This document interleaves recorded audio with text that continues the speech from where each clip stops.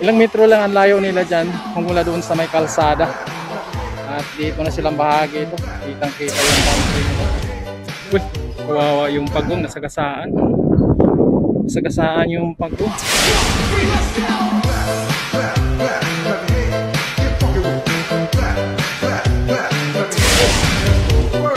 Gusto nyo bumili ng kawayan, dito kayo. Daming kawayan dito. Ano? Yan, daming kawayan. Daming kawayan.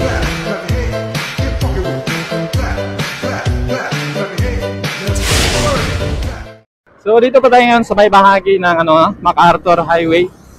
At ngayon, papuntahan natin yung bahagi ng sa may Minalin. Yun. So itong bahagi ng MacArthur Highway, maganda yung kalsada dito eh. Ano? Sementado. Pero ano to, binabaha din tong bahagi na to. Probably tataas din nila itong bahagi nito dahil parang ilog to dito pag oras ng tagbaha, talaga malakas ang ulan. Pero maganda yung kalsada dito. At ngayon dahil transport strike, yan o. So maraming walang pasok, may estudyante walang pasok yung iba. So dito pa tayo sa kahabaan dito, no? Itong bahagi dito, malawak po itong area na itong dinadaanan, part ng MacArthur Highway. At magmula dito, ilang metro din ang layo doon sa ginagawang release ng NSCR. So puntahan natin yung bahagi doon sa may bahagi ng Minalin. Yung laging pinupuntahan natin yung gantry nila doon. Titignan natin kung ano ng improvement doon. So ilang metro lang ang layo natin dito, no? Papasok tayo ng kilometro pala. Dahil magmula dito sa may MacArthur Highway, kailangan natin papasok pa doon sa may kalsada na papunta na ng Minalin. So ilang kilometro din ang layo doon dahil humihiwalay nga yung bahagi dito ng right of way ng PNR sa may MacArthur Highway. Yung ditong bahagi na to humihiwalay ito.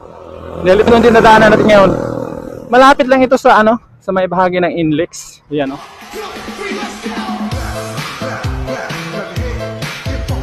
Yan, sila yung kuya.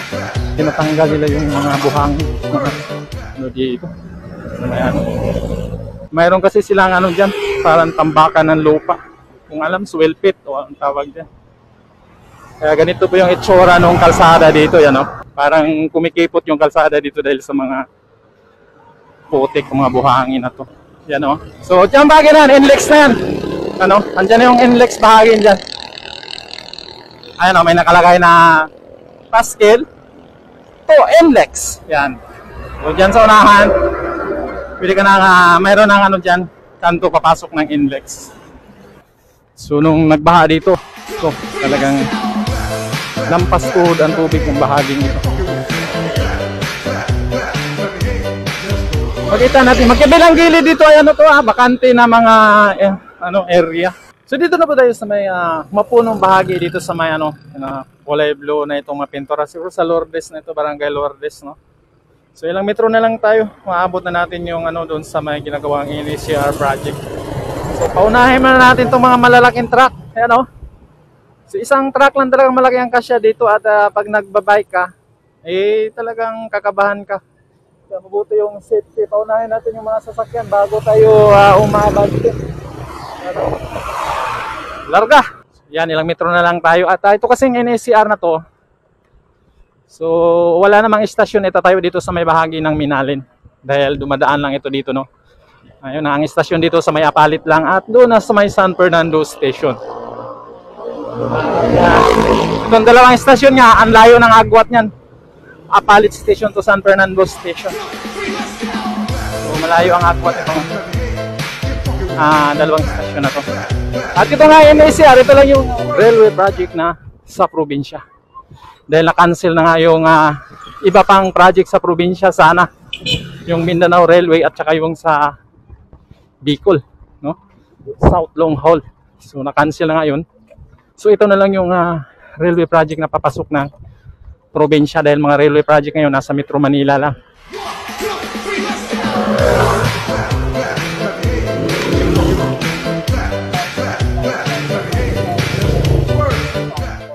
Yan o, may bangkan dumating. So, nandito pa tayo sa itong ilog na to, no? So, yan, direksyon na yan. Konektado na yan doon sa ginagawa nilang cantilever bridge doon sa may bahagi ng ano. Kung nakikita nyo, andyan na yung isang equipment, oh. Doon sa unahan, kung nakikita nyo. So, yan. So, ito, sa kabila naman doon side na to. So, medyo gray. Gray yung kulay ng tubig. At itong ilog na to ay connected lang to sa may Pampanga River, no? May isda, oh. Dami mga isda, bumubulak-bulak yung mga, yan, oh. Isda, yan, oh. Daming isda dito. So, connected lang ito ng Pampanga River. Yan, oh. So, papunta lang ito doon. So, paikot-ikot lang kasi yung ilog dito, no? Yan. Dito sa kabila. Doon sa unahan na yan, yan na po yung kung saan tumatawid yung NECR project. Yung, ilang metro lang ang layo dito. So, yan. So, yan, papunta na yan doon sa may, ano, bayan ng Minalin, Santo Tomas, yung ilog na yan. Yun sa may maraming fish pan dyan. So, doon ang direksyon ng ano na yan, ilog na yan. Siya, no? So, makita na natin yung ano dito. Yan po yung viaduct, no?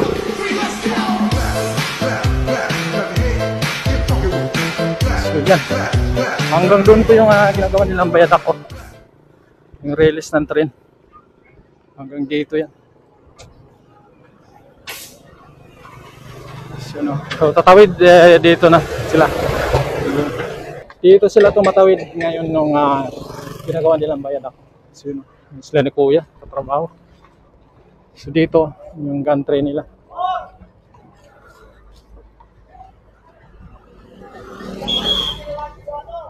Yan, oh. So, dito. Yan po yung gantry nila. Yan, oh. Papunta na yan sa may bahagi ng Santo Tomas.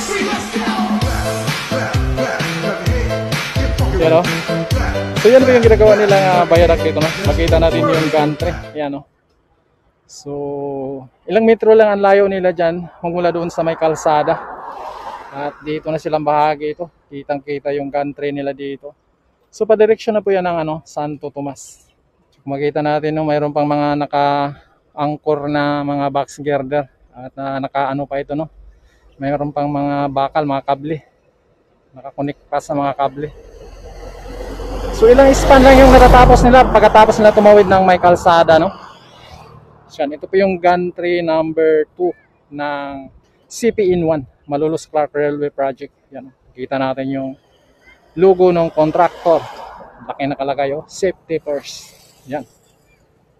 So, unahin daw yung safety. Okay. So, pag nanggagaling ka ng bayan ng Minalin, dadaan ka dito, yan po yung makikita natin dito. Yan, oh. So, kitang-kita na natin itong so, susuong natin dyan sa ilalim. Kikita natin yung mga nag-ano sa taas, yan, oh. Mayroong mga nagtatrabaho. So, ongoing yung trabaho nila dito. Solid na solid yung pagkagawa dito sa viaduct na to. Yan, oh.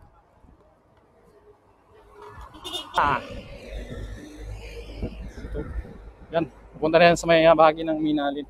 Yan, Apalit, yan. So, yan yung nakalagay dito. Yan, oh!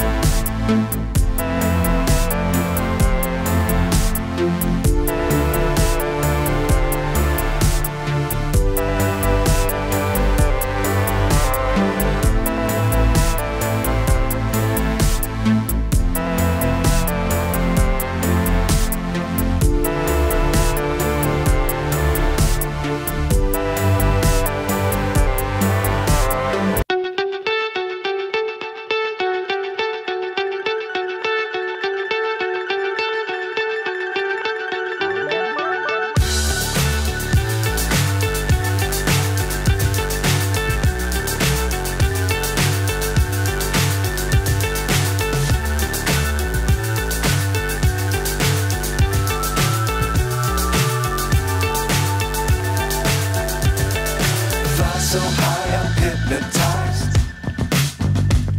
What's up is down, what's left is right. Chasing stars and holding you. I can't see the end, but we'll see it through.